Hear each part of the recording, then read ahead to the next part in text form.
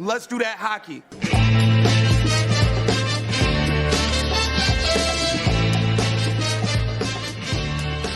All right, everybody, welcome to episode 112 of the DPR show, and this episode is going to be focused on the Dallas Stars top prospects. I'm your host, Peter Harling. Thanks for coming back on to the podcast, and if this is your first time listening, welcome to the show. Hope you enjoy it. If you're a long-time listener, love and gratitude. Go ahead and hit the like, follow, subscribe, 5-star, all those buttons.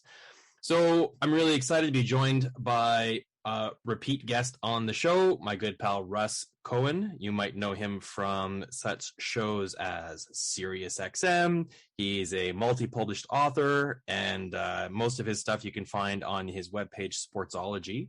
Russ, welcome back to the show. Good to have you on, man. Yeah, thanks, Pete. Nice to talk to you. Nice to see you, even though we're doing it for audio. It's nice to see you. I haven't seen you in a while. Yeah, well, we could say that about a lot of people. The only way you can see a lot of your friends these days is via Zoom. But I think the stars are aligning for a live draft in Montreal this summer. So maybe we can go to. We should all be getting together for that. That'll be fun. Yeah, get some smoked meat sandwiches at Schwartz or something like that, and have a beer and talk hockey. I don't eat smoked meat, but I'll find something else. I'll eat gefilte fish. There you go. All right. So today we're going to talk about the Dallas Stars. And so obviously I've been doing a series of these with a bunch of different guests. And usually our rankings align pretty similarly, very similarly, a couple of discrepancies here and there. This is going to be an interesting chat, Russ, because our lists are quite divergent. Our first ranked guy is different. And then our bottom five is just way different from each other's. Well, I mean, do you want the same in life with everybody and have everything be the same? Maybe it's me. Maybe it's because I just think differently. You might be correct in the long run. It's always like a 5-year game, but I don't know. It's kind of boring if everybody's the same. But I didn't know about what your list would be like. You let me know that my list was different, so it's on you. Yeah, no, I'm pleased that it's going to be different because, instead of talking about 10 guys, we'll be talking more about 15 here because we got to cover all of them. Not that the Stars have the deepest pool. So here's a team that made it to the Stanley Cup final 2 years ago and then failed to qualify for the playoffs last year. Had some injuries. I think that's a big reason why, plus the whole COVID thing. And I think, last year's whole season is just an anomaly. But they do have a pretty good young core. With guys like Heiskanen, Jason Robertson on the roster. Who knows what's going on with them with their goaltending decisions. And then they've got some pretty decent prospects coming down the pipe. I don't know how many you would consider on this list to be the A+ variety. But even if they don't have a future Hall of Famer in their top 10 rankings here, they have a number of players who I'm sure will make the roster and some that will make an impact. I would say, in my estimation, and that the only A+ is Mavrik Bourque. In my world, he's the only A+. I think they may have, some A-, B+ guys. They have definitely a lot of C's, though.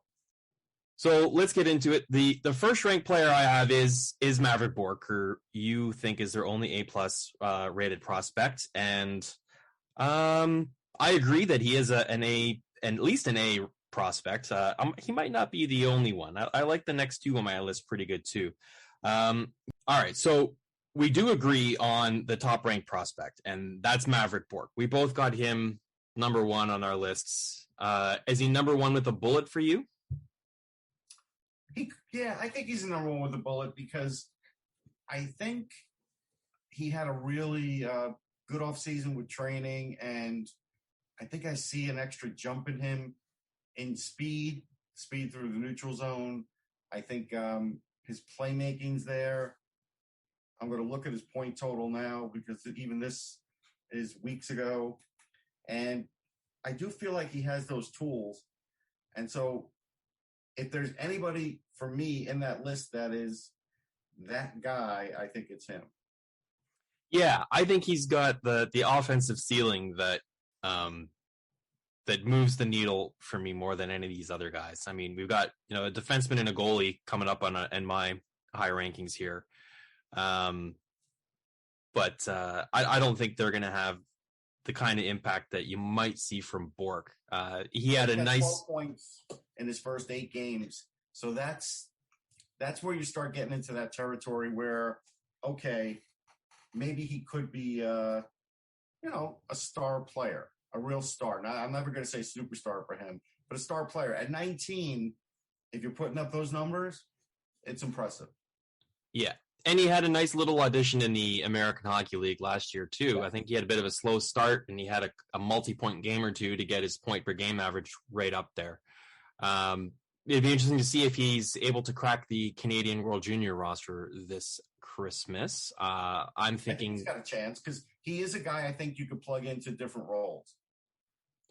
Right. And he's not very big. He's 5'10", but he's 185, so he's short but not small, and I think there's a distinction to be made there. And next year he'll be turning pro and playing in the American Hockey League with Texas. Back in my training days, I was a little over 5'9" and about 177, 180, so pretty close. So I can't say that there's anything wrong with that, because otherwise I'd say there's something wrong with me. Yeah, well, I had Craig Button on a while ago, and he said you don't scout players with a measuring tape. So, there's lots of examples of players who are under 6 feet by an inch or a few, but as long as they've got the strength to endure the physicality of pro hockey, I'm fine with that. I don't think it really matters. He's got a good core. I think he's good. A good base. Right. All right. So we do agree on number 1. And that's Mavrik Bourque with a bullet on both our lists. My next ranked guy, I go on the blue line, and I put Thomas Harley there. I really like his skating. It's really hard to miss that incredible asset to his game. And he's got 6'3", 205 is his measurements, and we don't scale with the measurements, but when you're a defenseman, it certainly doesn't hurt to have that long reach and the ability to snowplow the front of your net if you need to. But, what he really brings is not that big, bulking defensive defenseman. It is the smooth skating, offensively transitional, can carry the puck out of the zone, can make those nice long stretch passes. And I'm not too, his shot is good. I don't think it's lethal or anything like that, but he can run a power play too with his vision and playmaking skills. I think those are highly translatable skills to the way NHL is played today. You had him slightly lower. You had him ranked at 3. What do you like about Harley? I do like the decision-making. Like you said, the skating is good. He never really hesitates with the puck. When he is on the power play, he plays with great ease, with passing. I do think he's a pretty good 5-on-5 coverage guy too. But I do feel like his development has stalled a little bit this year. And since this list is pretty recent, I did have to put that into play because I took a look at him and I'm like, something's not as good as I thought it was maybe. And so I did have to drop him a slot. Yeah. So he's a little slow out of the gate this year. He's only got 5 assists through the first dozen games. And he is a 19-year-old, still OHL eligible, but because he played the season in the American Hockey League last year, he qualified for that one-time exemption that players playing more than 20 games can return to the American Hockey League if they came from the OHL. For argument's sake, it was a bad decision for him. This could be a tough year for development, maybe sets him back slightly, because that's the risk. Like as an example, you had asked me, hey, the Flyers sent back Zade Wisdom. Do you like that? I said, I do like that because A, things aren't great in Lehigh, and B, he's recovered from an injury, and I think the best place for him to recover from an injury is a place that he's really familiar with. So with Harley, maybe the Stars are going to figure out we shouldn't have done this. This was too soon. And if they do figure that out, then that does, play a little role in his development and maybe having him take a little longer than he should have. Maybe he makes it back to the OHL just on time for the World Juniors. Possible. Now, this is something I'm not sure about. I'm not sure if you know, but with this exemption rule that's allowing certain players to play in the American Hockey League, I imagine that it's the same if they get sent back to junior, that they can't be recalled. Like once you go down to junior, that's it. You're there for the year. That's it. No, I think that's it. That's what I believe, and I think you're right. It would make the most sense, wouldn't it? Yeah. It's interesting as well that for every player, their development situation is unique, and there's never any definitive this is the way you develop players, because we're talking about how Thomas Harley would be better suited going back and playing in the OHL. And this weekend I just wrote the Florida Panthers top prospects, and one of the players I talked about was Olli Juolevi, and how after he was drafted, he was returned to junior and he had a stagnant season. He basically duplicated his draft year's production. I've read some other people like Cam Robinson say things like, that was a waste of a season for him. He didn't develop at all. He didn't regress, but he didn't develop. There were other things going on with Olli Juolevi, though. Oh yeah, that's just the D+1 season, not taking in anything else into account. Just that one season. That was the first strike in his development that some people are saying. That was probably the first little slip in it. And what happens is, so when a guy doesn't develop the way he should in that season, then expectations are still there. You go into the next season, and then sometimes the player is not developing the way they think they should, and all of a sudden, then you're not developing all that well. And I think that was the first banana peel that hit Juolevi. And we'll see if he recovers from that. I hope he does. It's not too late. But my point is that it's interesting that some players benefit from moving up, and some players benefit from staying down, and some players benefit from playing NCAA, and some players benefit from playing junior hockey. Like we see guys go from the NCAA into Canadian junior, and it's a great move, right? It is unique. Like, I'm trying to think of an example. I've said before for certain players, let's just say Lucas Raymond as an example. Let's say Lucas Raymond went to the OHL instead of being with the Red Wings, right? Let's say he, left Sweden. They said, go to an OHL, play an OHL season, whatever. What sometimes happens with young potential superstar players, I'll use that word for Raymond, is they're really good playmakers and they're unselfish. So then they pass the puck to a teammate, but they never get it back because the teammates aren't good enough. They miss the play. It goes the other way. They lose the puck. It hits off their stick. All of a sudden, that really does affect, your point totals. And then sometimes that player now feels like they have to do more on their own, right? I got to do it myself because I got to win. We got to win games here. And so that's where a great player or potentially great player could have, where it could be detrimental, where we do say sometimes like a great player plays better with high-end talent. They reach a certain level better, quicker. Yeah, I think it might have been Crosby that said it when he graduated from junior and went straight to the NHL. Someone was asking him, like, do you find it harder going from junior straight into the NHL? I mean, obviously it doesn't look like it. His rookie season stats were phenomenal. And he commented, like, no offense to the guys that I played with in junior, but it's easier in the NHL, and no offense to the guys in the NHL, but it's easier because they're so much smarter positionally, and I can anticipate where they're going to go, and the passes that I'm getting are better. And even if I make a pass that's a little off the money, it doesn't matter. The guys that I'm passing to this level. I'll go one step further that Sid probably didn't want to go. So would you rather have, I don't know, back in the day, it was probably Tyler Kennedy to start or Danny Rusin? Like Danny Rusin got his points because of Sidney Crosby. I always wondered about Danny Rusin until I saw a Manchester Monarchs game and I finally got to see him live. And then I realized, yeah, it is because of Sidney Crosby. It's just the way it was, right? I mean, right. Like Zavgorodny playing with Lafreniere last year or 2 years ago.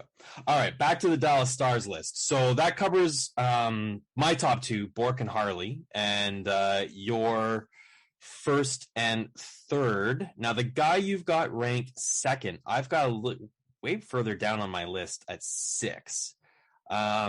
Let's circle back on that for a sec, because I just want to bang out the guy I've got number 3 on my list. Didn't make your rankings. That's Jake Oettinger, and I'm assuming that's obviously just because you've considered him graduated from prospect status. It was a combination. It's a combination of pretty close to graduated, and also, what are the Stars going to do with this guy? What are they doing with him? They still don't know what to do with him. What are they doing in goal? They got 4 goalies. Right. So he's like number 11 on my list now because they don't know what to do with him. So I don't know what's going to happen to his development.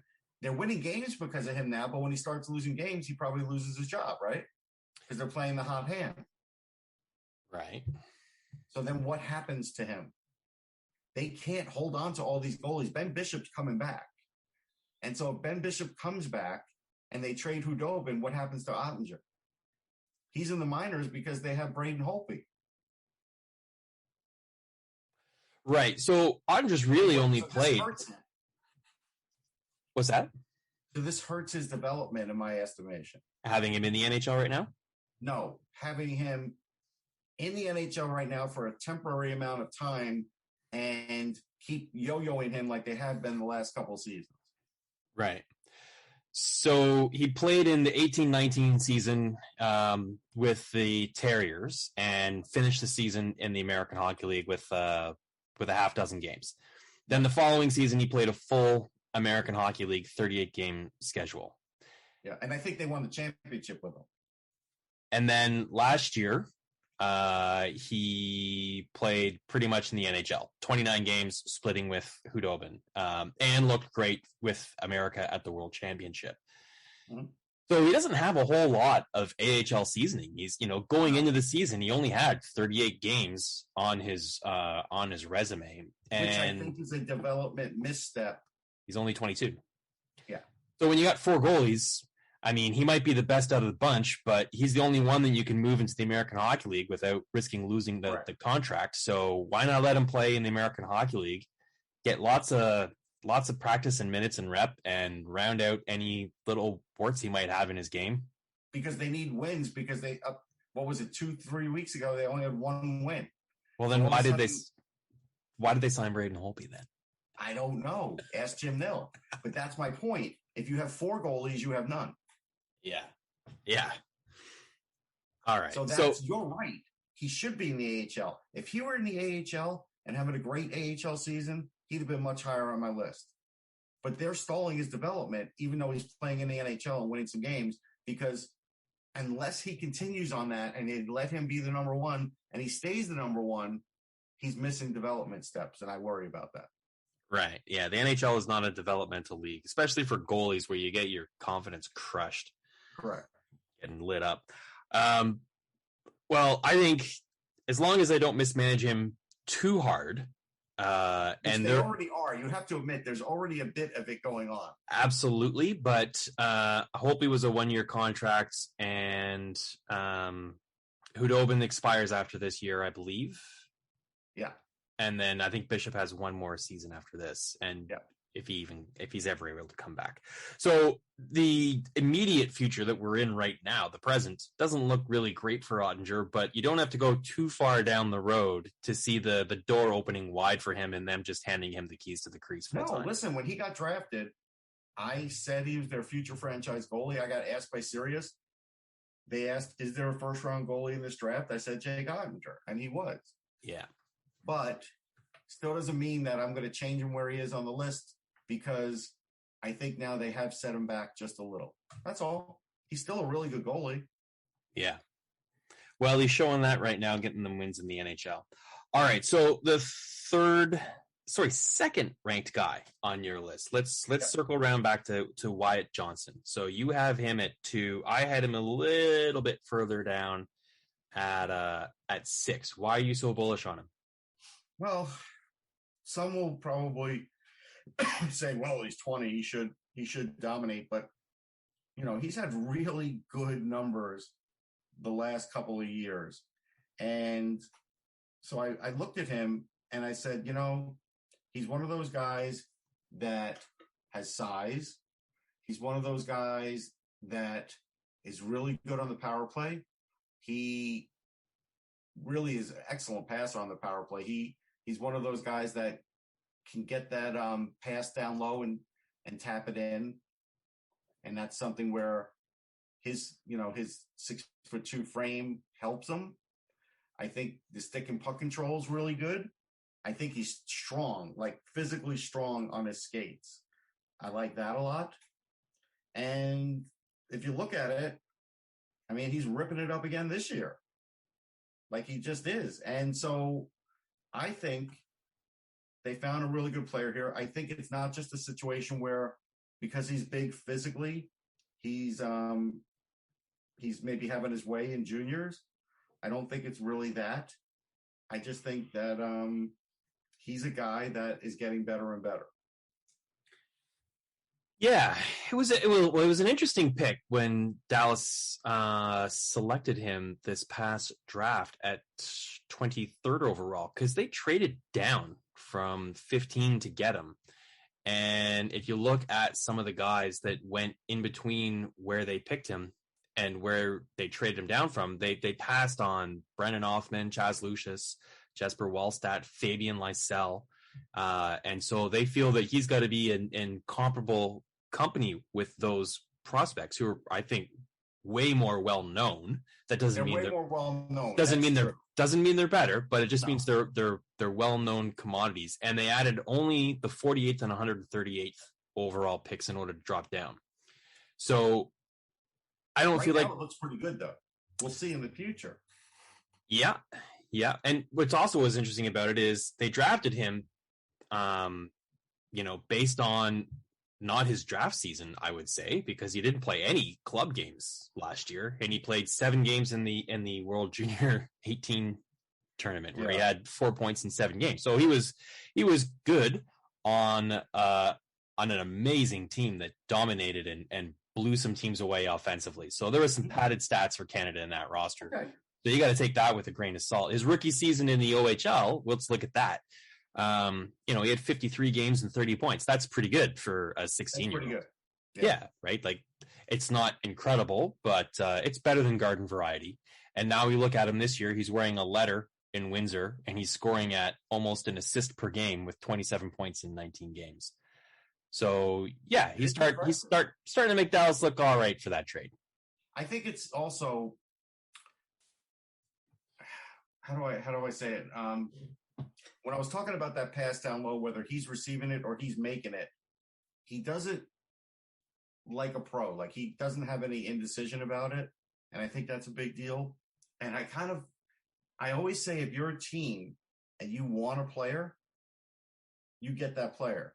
So that means you can get that player and get 2 more picks and get that player. And that's where that guy was higher on the list than the other guys you named, like Othmann and everything else. Then you did the right thing for your team. And then we'll see what happens in the future. So far, if that was their guy, which it seems like it, right? Because I would believe that that's what they were doing, set themselves in position to get this guy where they felt like he shouldn't be. That's how you get better. Yeah, and that is a strategy that that you can employ in fantasy hockey drafts too, right? Where if you've got a guy that you're like, this is the guy I need for my team. I need a goalie. Say we're talking about goalies. And I actually did this in a recent draft where I maybe reached a little bit to get Benjamin Goudreau, but that's the guy that I wanted. Kosa was gone. Wallstedt was gone. I was like, I think Benjamin Goudreau is going to be as good as either of those guys. So I got him in like the 3rd round of my draft, whatever it was.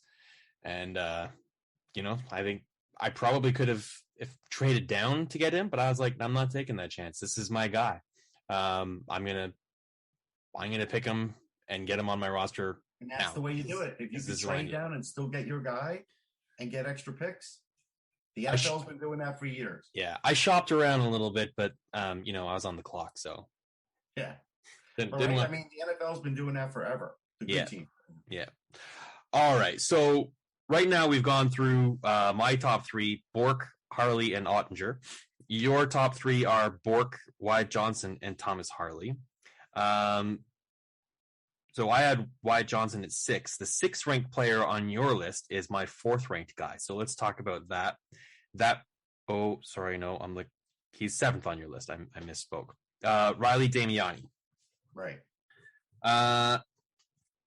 Really exploded last season, winning the AHL Rookie of the Year award.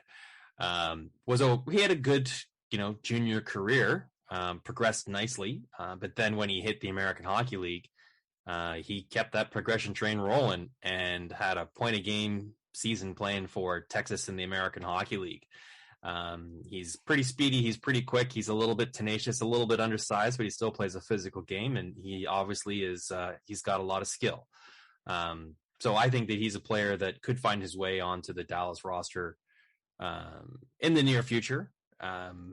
At some point this season, I think he'll get a cup of coffee and he'll get a look. And, the last player that Dallas did that with was Jason Robertson. He never looked back. So I like him. I think he's got a chance to audition on the roster and win a job at some point this season.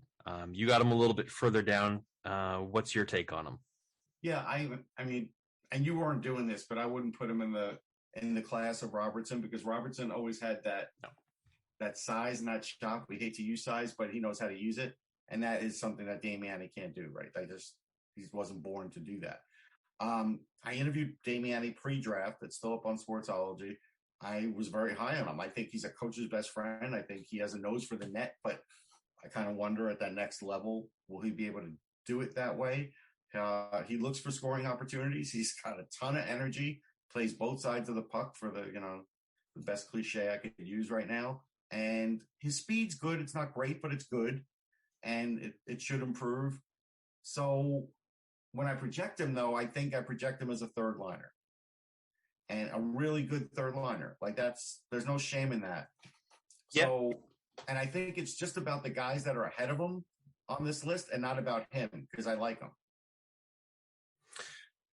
Right. So I guess I'm thinking that his ceiling isn't, I'm agreeing with you. His ceiling isn't a first line player. I think, if he's on your second line, that could be okay. If things break well for him. And if he's on your third line, that's probably the best case scenario, right? Because he's a high energy, tenacious player. He's got some offensive upside. He's got speed. He can kill some penalties. For him. I do. Right. So you might have players ranked a little bit higher who you think have a higher ceiling that might be a little bit further away. I kind of have him leaning more towards the quicker returns than the bigger bang for your buck. Right. And so when we do lists like that, that's something that I, grapple with. Mm-hmm. Am I looking for the guy that's getting to the NHL soonest? Or am I looking for the guy that when he gets to the NHL, this is where he's going to stick? And so I think after another year in the minors or a half a year next year and he gets called up, he could stick as a third liner, but not a second liner. And I'm not saying any of these other guys are necessarily second liners, even though I kind of know that some are. I'm just saying I'm kind of looking at it like the long term. So like he could still move up on the list. Like next year, he'd probably still, if I did this list again, which I don't know if for full press, if I don't know if I would do the stars that quickly, I probably wouldn't. But if I did, he probably could move up on that list if he stays on his progression. Right.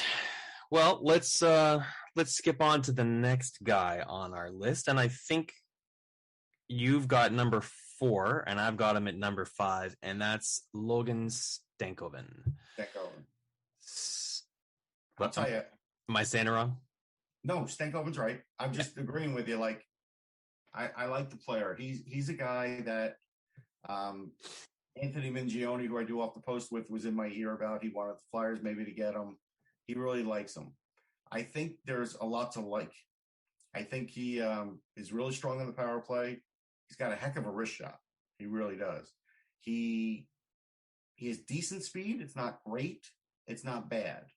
I don't know how much better he'll get.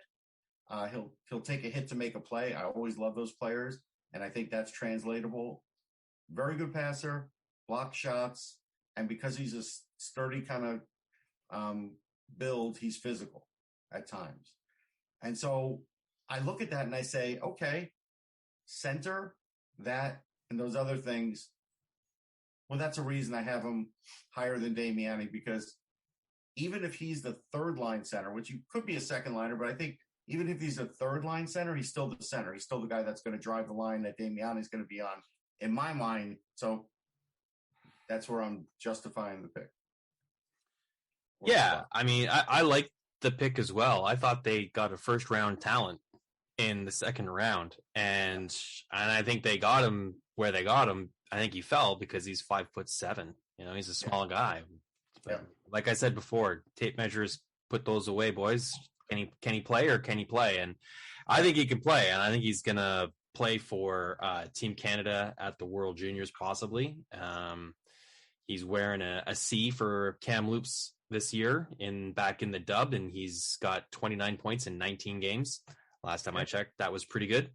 Over a point per game with Canada at the U18s, representing Canada last summer as well. He was good in the U18s, yeah. He was really good. Right, yeah. I thought he was a driver offensively for Canada. Yes. So this is a good example of, you know, I particularly struggle between Damiani and Stankoven, because I was like, Stankoven I think has a much higher ceiling, but I think he's years away, right? He's got this year and then one more, I believe, of eligibility in the dub, and then possibly another season in the American Hockey League or two before he graduates to the NHL. Right. So we're looking, 5 years out from his draft, for 4 years from now kind of thing. Yeah. And I think Damiani could be on the roster like next week. He could get called up. So, all true, but it doesn't make him better. True. Patience is a virtue. Hopefully Dallas is patient with him and they let him percolate nicely and take his time developing so that they get the best upside. I would say generally Jim Nill is not the guy that rushes them. Mm-hmm. All right. So working down my list, that's Mavrik Bourque, Thomas Harley, Jake Oettinger, Riley Damiani, Logan Stankoven, and Wyatt Johnston round out my top six. You went Bourque, Johnson, Harley, Stankoven, and then we jumped down to your seventh, talk Damiani. So now we're starting to get into the territory. We're talking about guys that didn't make either of our lists. Wait, I missed my number 5. Right. But he didn't make my list. So he didn't make your list. Gotcha. Yeah, so we don't agree on any more of these players anymore. And should have. Well, let's talk about him. Why should he have? Ty Dellandrea is your number 5. Well, tell me why he didn't. Turn it on you. You tell me why he didn't. So I haven't really loved his development so far since they drafted him. I'm looking at what he's doing this season. He's got 5 points in 13 games. He's had a couple of call-ups to the NHL and hasn't made the impact that I thought he should have at this point, right? Like he's got 26 games last year and 5 points. Didn't make the roster this year after playing 26 games last year. They had some injuries, like I said earlier at the top of the show, so I guess I'd open the door for him, and they're healthier now. Him a bit. I felt like that was an unusual situation, but sometimes with injury, I can't kill a team for bringing up a guy. Like they just have to sometimes. That's true. So I don't know. I'm just looking at kind of his development curve seems to have flatlined for me since he turned pro. I think it's starting to come around again in the A. I think he's still a second line center talent. I think his two-way game is still really good. So what is it worth to you if he doesn't get the points you thought he should get, but maybe he gets, half a point a game guy, but he's playing solid two-way and he's winning faceoffs. Like, to me, that's still really valuable. I get it. His offense has been inconsistent. He does still have really good hands, though. And I feel like if he gets his confidence back in the AHL, he could do a little bit more damage when he gets back to the NHL. but I'm still thinking his other parts of his game are still good. Yeah, he does offer more than only offense. He's not a one-dimensional player, right? Like he's good defensively. He's got good size as well. He's right in the middle there, 6 feet, about 195, 200, whatever he is. And I'm just scrolling through his stat line here, and he's not a shy player. He gets a decent amount, but not a ridiculous amount of penalties. So he's versatile. I'll give you that. You can put him on the ice in pretty much any situation. If you're up a goal or down a goal, an offensive zone or a defensive zone face-off. Yeah. I'm just, if he makes the NHL, then I guess he warrants being on the top 10 lists. And yeah, that's the gamble. I'm still taking the gamble at 21 that he could do it. Right. So you're gambling that he has a career NHL games played north of 200? Hopefully. That's what I'm gambling on. I guess I'm not sold on that. No, that's fair. Yeah. I could be wrong. I often am. So we'll see. I could be wrong too. One of us will be right and one of us will be wrong. In 5 years, we'll know, and neither one of us will remember this conversation. In 5 years, they can go back and listen to this show and hit us up on Twitter and say, remember that podcast you guys did 5 years ago? So-and-so was right. Listen, Boom. I'm going to tell you something. I've been in this game for a long time, right? Sportsology started in 2000, and I really, because of Shane Malloy, I got into prospects probably in 2001 was my first draft. And so that's when I really started to do that. And, I was a little rough at the beginning, and I've gotten better at it. So now my work's out there, man. You could search it there's Comcast. My website doesn't have every little bit that I've done, but it goes back probably 6 or 7 years. So you could look at my lists, my drafts. You go back to listen to me on Hockey Prospect Radio. You can find some archives that we have posted in different spots. And so I'm out there. Like, it's easy to go do it and, and rip me on it. Very easy. Hey, everyone is right and everyone is, well, not everyone is right. Most people are right and everyone is wrong. All you got to do to prove that is, the best people in the world at evaluating hockey player talent would be NHL scouts, you would think, and NHL general managers.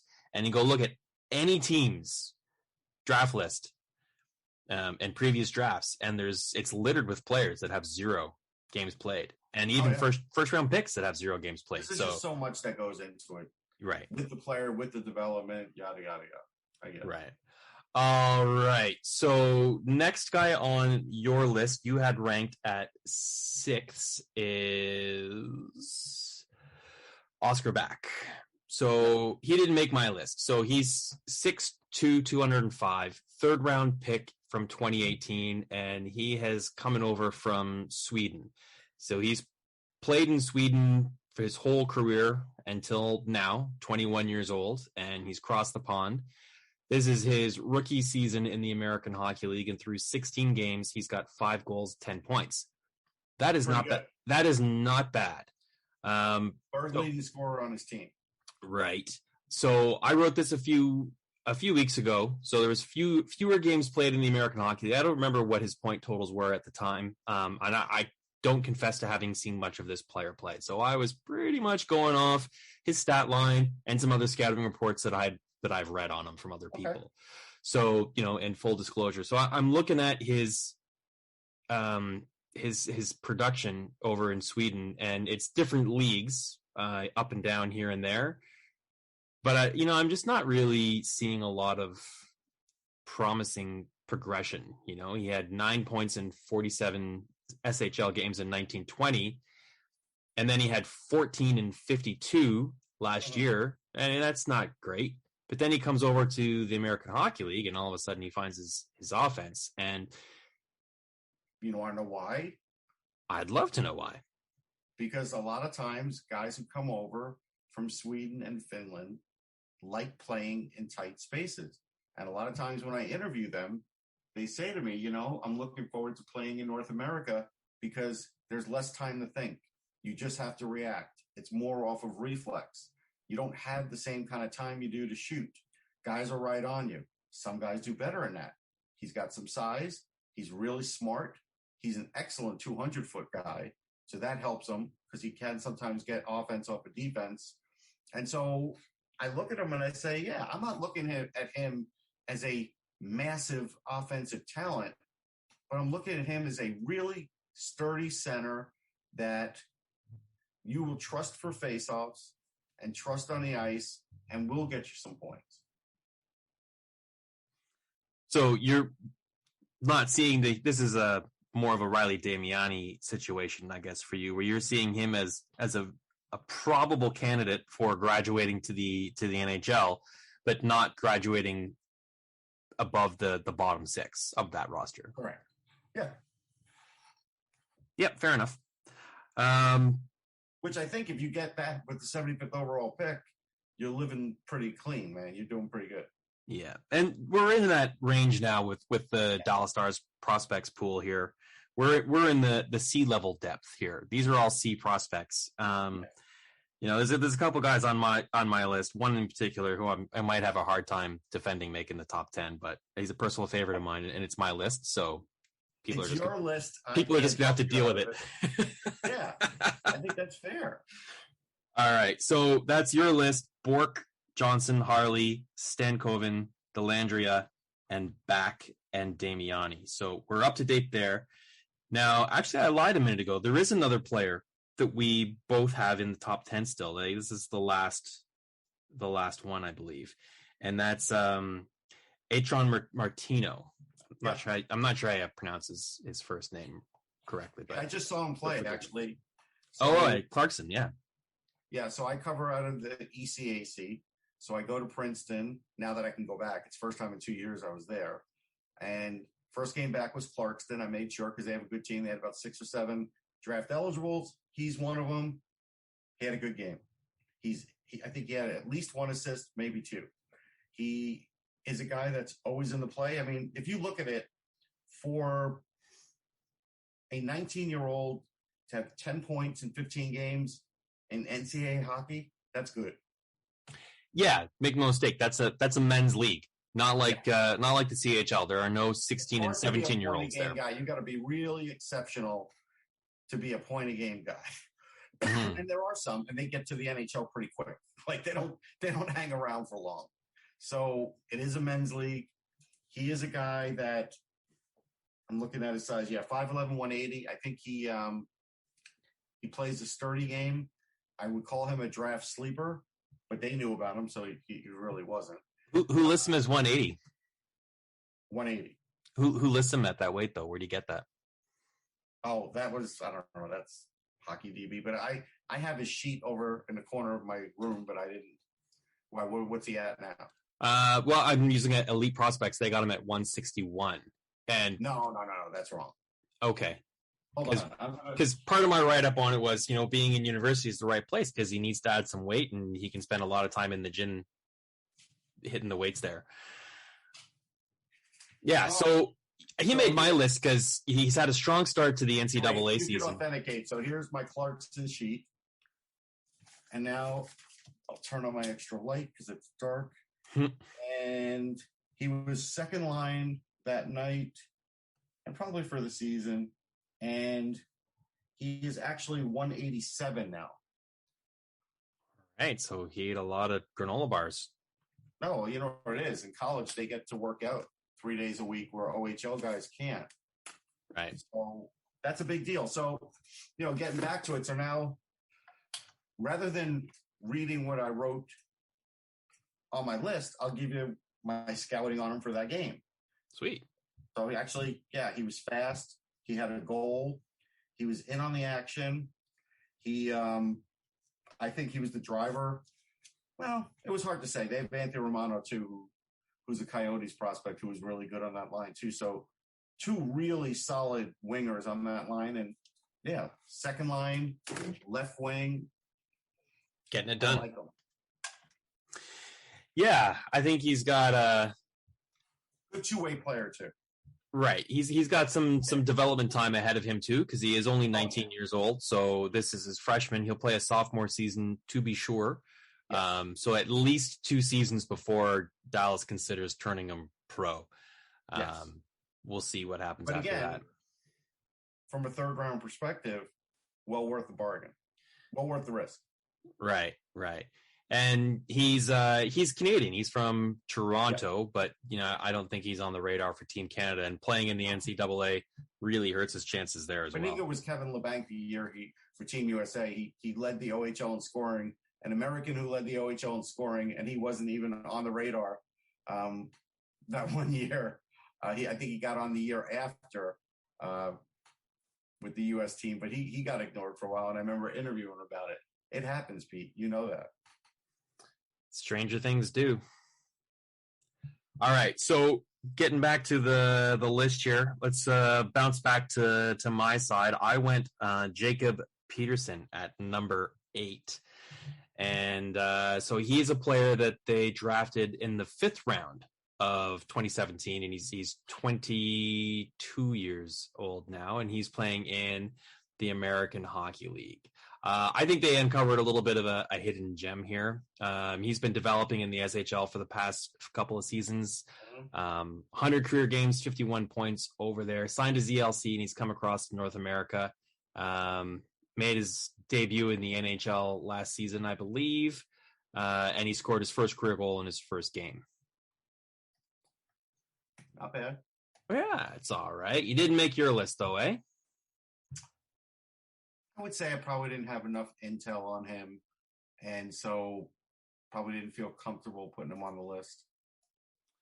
I need to follow up and see where he is right now. I think he's on the roster now. So you could argue that he's not really a prospect because he's a little bit older.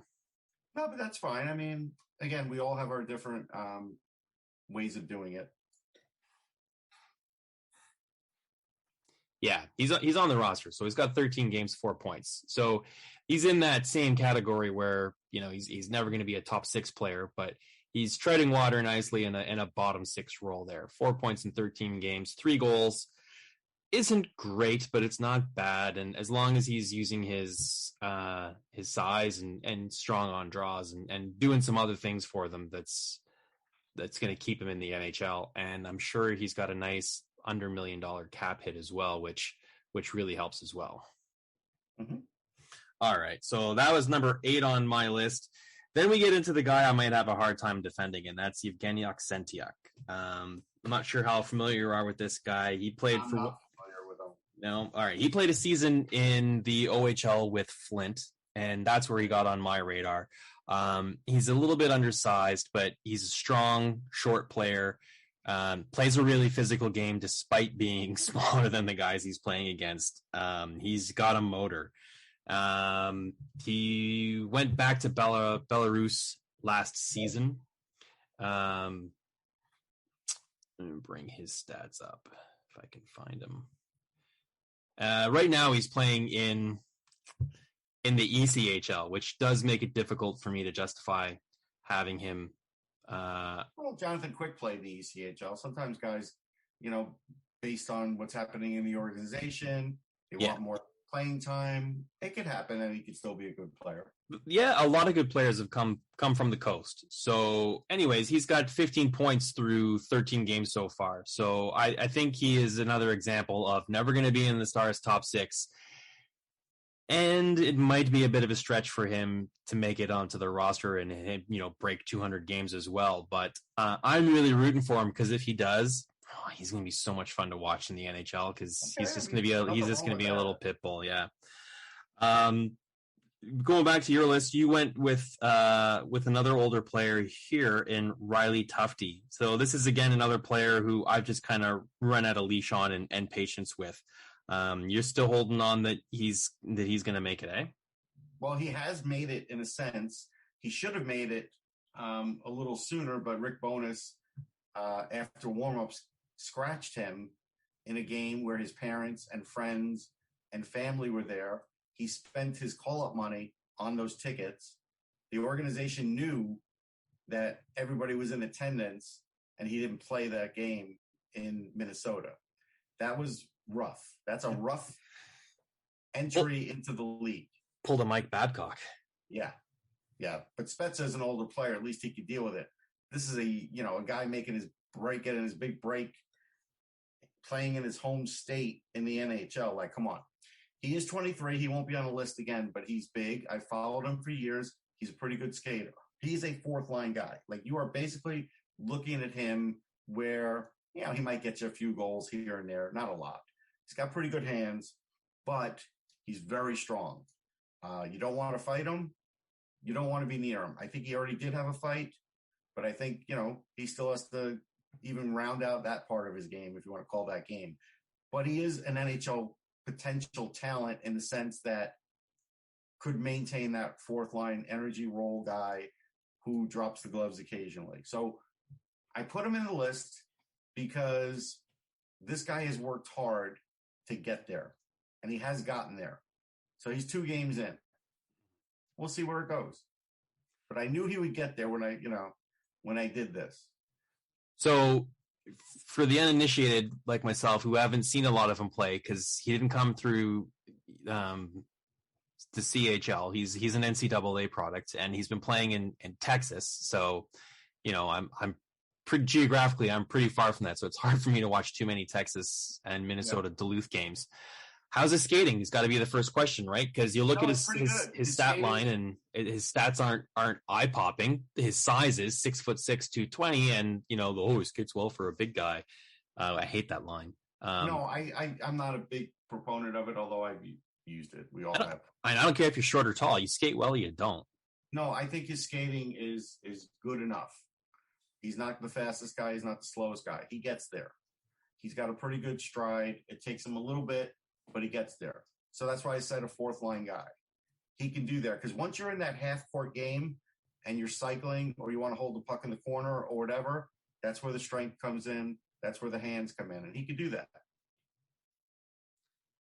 Yeah, I think there's still a little bit of a role for big guys in the NHL that aren't the most skilled but have size. Zach McEwen comes to mind there. Yeah, I mean, look, I'm watching Zach McEwen. He's never going to score much, right? He always gets close, hits a post, whatever. In the AHL, he could score a little more because he could just brutalize guys to the net. Now when he gets to the net, he's pretty much out of gas, but he is an energy guy. He does check well. Alain Vigneault has fallen in love with him, and he's playing a lot, so I'm happy for the guy. Yeah, me too. I saw him play live quite a bit in Gatineau back in the day too. And I saw him with Utica about a year ago. So there's some skill in those hands. They're not just clubs. No, they're not. And that's what I'm saying. It's just so I can see Tufte playing a very similar role. All right, yeah, I agree with you on that one. All right, so rounding out my top 10, the last guy I had on my list was NCAA free agent Jordan Kawaguchi. He had a nice career playing with the University of North Dakota, finished with 36 points in 28 games in his final season, had that cup of coffee at the end of the year in the American Hockey League where he had 2 points in those final 3 games, and he's in the AHL full-time now as a rookie with Texas. Still looking for his first goal this season and has 6 points.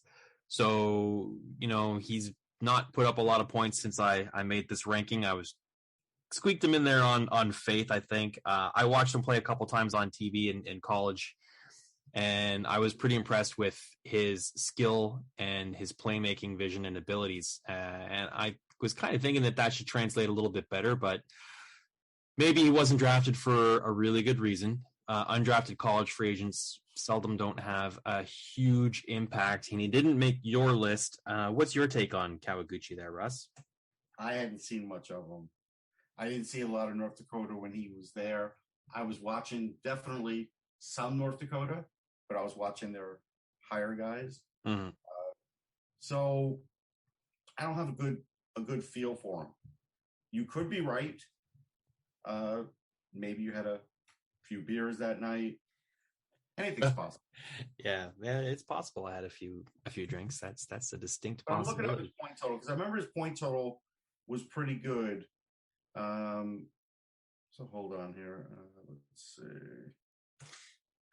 Yeah, he had a nice career with Dakota. didn't see a lot of progression. He kind of had good point totals throughout. 19, 26, 45, and 36 were his point totals. Yeah.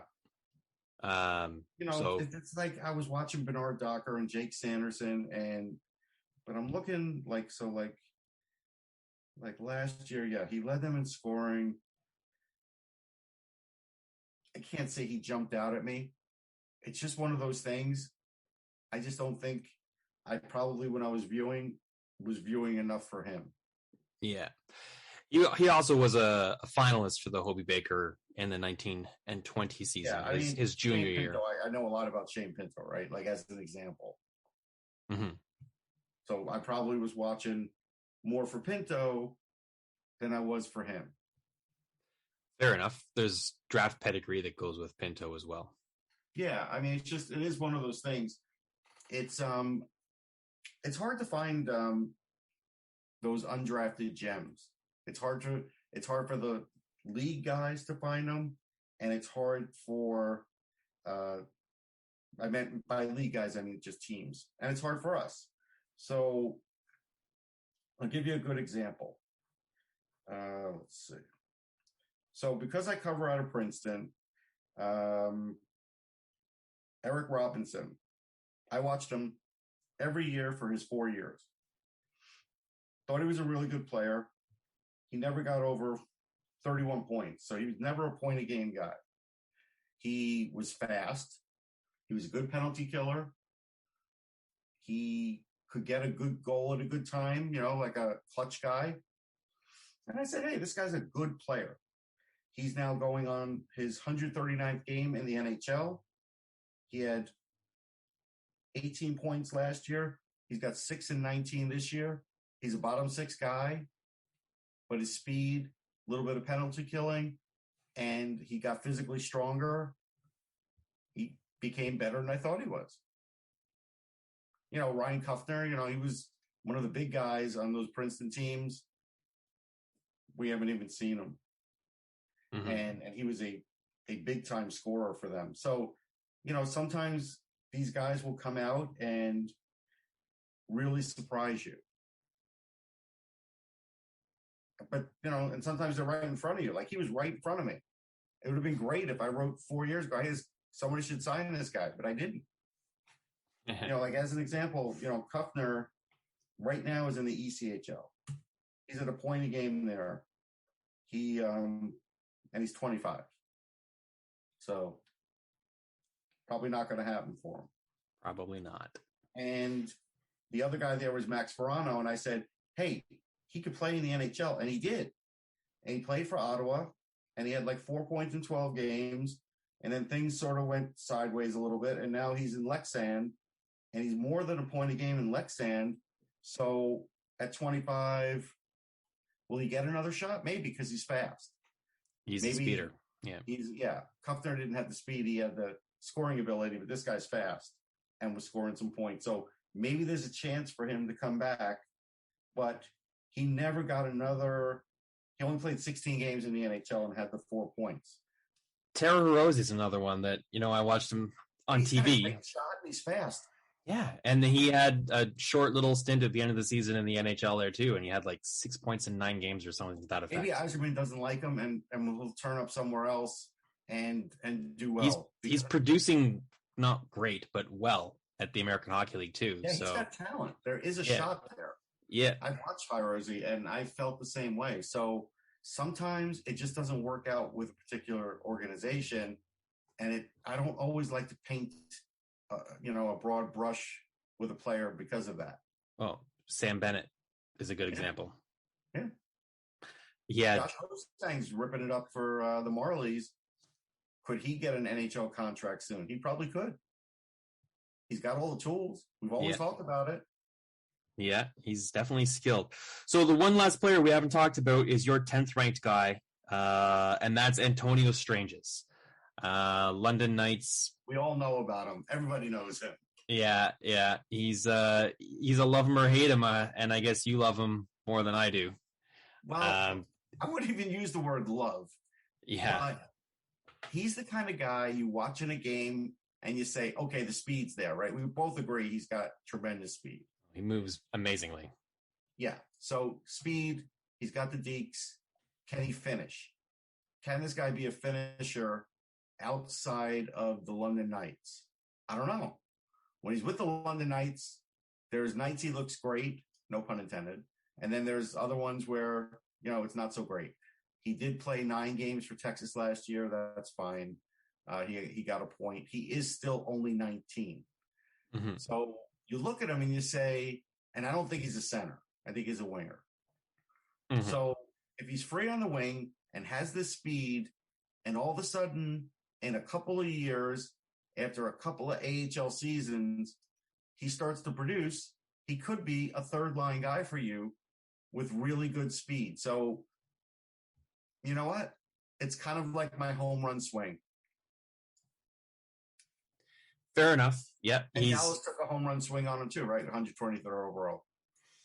Yeah, I don't know if I'd call him a boom or a bust, because I don't think the boom is that explosive. It's not like he's going to be a superstar. No.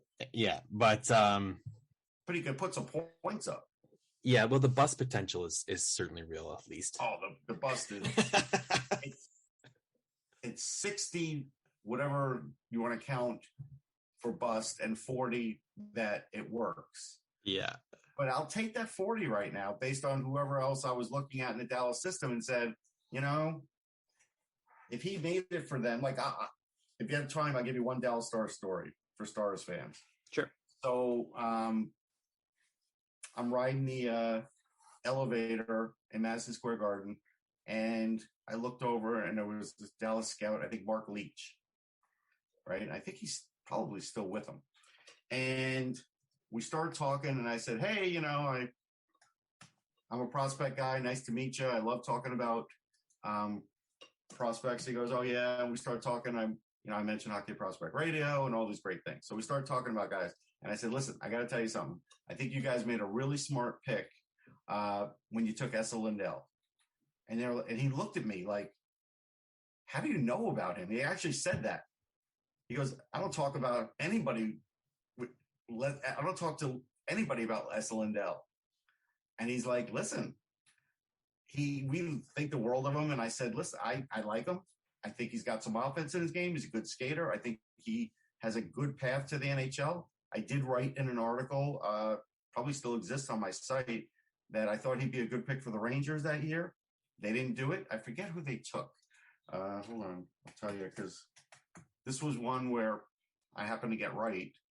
And so let's see. Esa Lindell was taken 74th overall. So, oh wait, that was weird that I did that. Okay, so here, 2012 draft, 74th,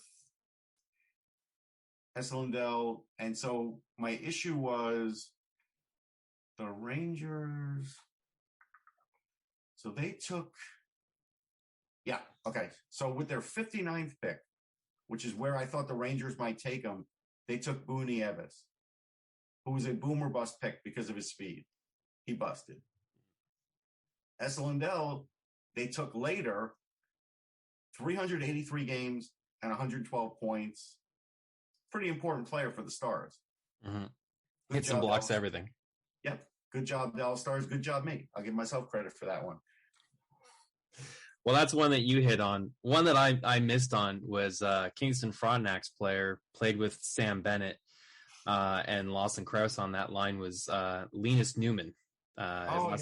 Spelled N-Y-M-A-N, but pronounced Newman. And Brett Newman, actually, for that matter, is another. He had his overage season like 2 years ago in the OHL. A couple of guys who I watched them play, and I was like, oh, man, these Linus Newman could cycle the puck like nobody's business. He looked like a third Sedin out there sometimes, the way he was able to just spin and protect the puck and move it to an open guy. Just have guys think that they had him. They got the puck, and then all of a sudden, nope, they didn't have the puck, and he just spun and turned it the other way or whatever, and he made some pretty deft passes too as well to either Krause or Bennett. And I was like, he didn't even get drafted. I couldn't believe he wasn't even drafted, let alone didn't make it. So he's one that I missed huge on. I don't know, maybe one day he's still 21 years old maybe by now. So there's still a slimmest of slim chances that, and he is playing well in the Liga right now too. So there's the slimmest of slim chances that someone throws him a contract or invites him to preseason at some point. But chances are it looks like I got that one wrong. Yeah, I mean, look, we always get him wrong. By the way, Mark Leach is still with the Dallas Stars, so he wouldn't remember that story, but I do, only because he was just a guy that I identified via video. I didn't see Esa Lindell play in any full games, so it was just one that, I happened to get right, but we get so many wrong, trust me. We all know. That's one where I can really feel proud of because, not only did the Rangers get it wrong, but a lot of teams, because, he went to 74th. Like, as an example, in that same draft, let's see, Brendan Gaunce went before him. Jordan Schmaltz, who we all thought was going to be a really good defenseman, only ended up playing 42 games in the NHL. I thought that speed was going to translate into offense. Nope. And he was taken, 25th overall. So, that's the way it goes sometimes. Yep, it's not an exact science, that's for sure. No. But that's what makes it fun. Is we can have these conversations and we can debate players and make arguments for and against other players, and no one's right at the end of the day. Here's a fun one. 49th overall, Martin Ferk. Remember the hands on him? Yep. Couldn't skate. He could shoot too, if I'm not mistaken. Oh yeah. Yeah. Even at the NHL level, he scored some goals. I mean, he had 18 goals in 118 games. Yeah. All right, it's time to put a bow on this episode, Russ. Do me a favor, tell my listeners where they can find some of your books, because you've written a number. Yeah, so, Cyber Monday is today. I don't know if you're going to post this a month from now, but... probably tomorrow. Okay, so for Giving Tuesday, you could give to me, even though I'm not a charity, but you can go to Amazon.com. I do have a Flyers book. I have a couple Ranger books. I have baseball books. And if you like what you see, I'm at Sportsology on Twitter. I could always, autograph you a copy. You could DM me. I have those as well, or you order them at Amazon. I'm happy for that. I have one that's like for baseball, Pioneers of Baseball, Baseball's Best Rookies, 100 Things Ranger Fans Should Know and Do Before They Die, Philadelphia Flyers, Images of Sports. So I have 9 books, working on a 10th. So that's happening. It's an NBA book. So expect that soon. And doing that with a couple other fellas, but yeah, that's a way that you could help me out this holiday season as an independent author. It's a tough sledding, making a living that way, but do yourself a favor and at the very least give Russ a follow on Sportsology, SPORTSOLOGY on Twitter. I write for a lot of outlets, so you could read my writing all the time and in a lot of places.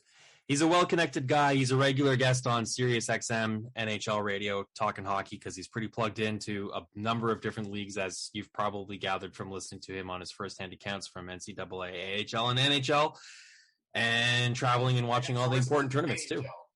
So good sources in the KHL, although I don't see a lot of KHL games, but I find out stuff. Right. And hopefully I'll see you in the new year before the draft at the CHL Top Prospects game. I'm hoping to be there. Let's hope the border and everything else is good. That's right. Might not recognize each other with our masks, but we'll be there. All right. Thanks a lot, Russ. Everybody, thanks for listening, and we'll see you on the next episode where we're talking Red Wings.